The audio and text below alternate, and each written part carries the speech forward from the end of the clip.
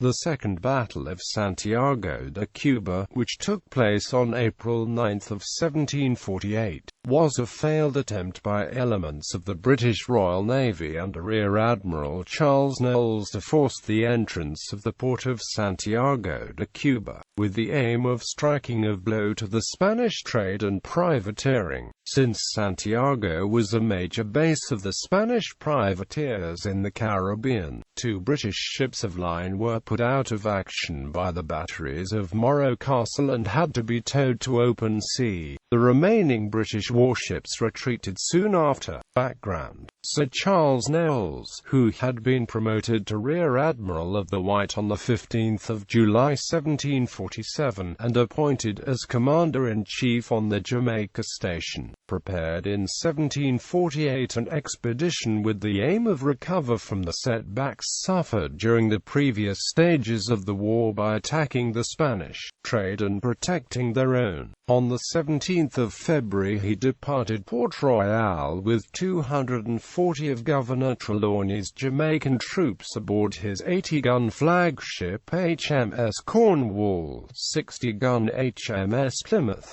70-gun HMS Elizabeth, 58-gun HMS Canterbury, 60-gun HMS Stratford, 60-gun HMS Warwick, 60-gun HMS Worcester, 50-gun HMS Oxford, and the 16-gun, 100-man sloops Merlin and Weasel. He had initially intended to take his squadron and attack Santiago de Cuba, but contrary winds led to him deciding instead to attack Fort St. Louis d'Assad. He arrived on the 8th of March 1748, and after subjecting the fort to a heavy bombardment forced its surrender. Attacks on Petit Goâve and Cap Français, however, had to be postponed due to lack of troops. It was therefore decided to proceed with the attack upon Santiago. Battle. The afternoon of the 28th of March, having been joined by HMS Lennox and the frigates Vainqueur, Vulture, and the tender Sharp, the British squadron arrived in sight of the Cuban coast.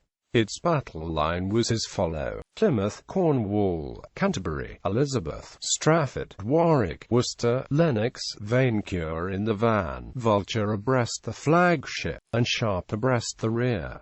Captain Dent's Plymouth, who had been detached to reconnoitre Santiago's entrance, noticed that it was not difficult. Faint winds, however, prevented Knowles to attack, forcing the squadron to lay off from the night within view of the Spaniards.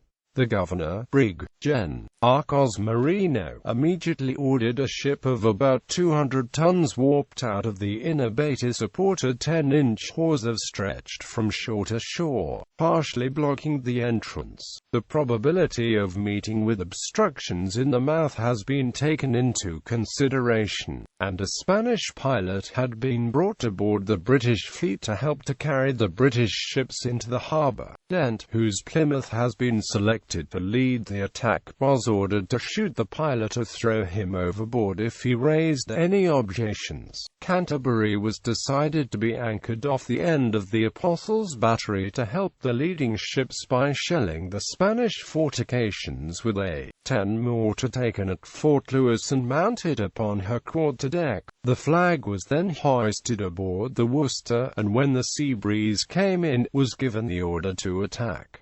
The squadron stood in a breeze at S.E., giving it about 4 knots.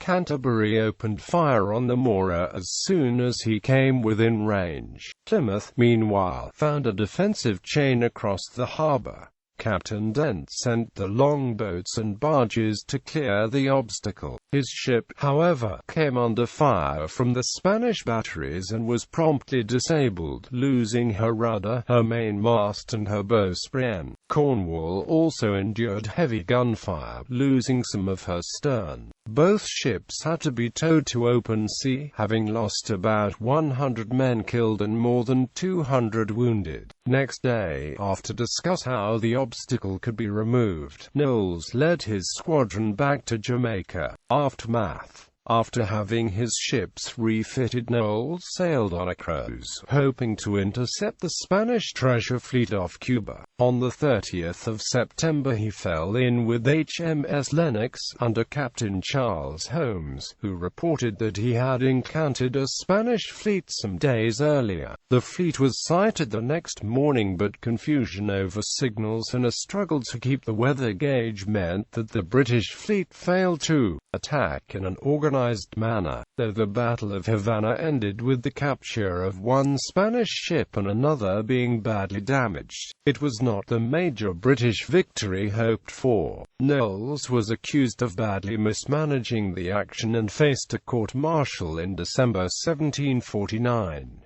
The result was a reprimand for the poor tactics he employed, while several of the other captains involved were also reprimanded. There was considerable bad feeling between Knowles and his subordinates, and several challenges to duel were issued. In one instance Knowles exchanged shots with Holmes, and in another two of his captains, Innes and Clark, duel, which resulted in Innes being mortally wounded.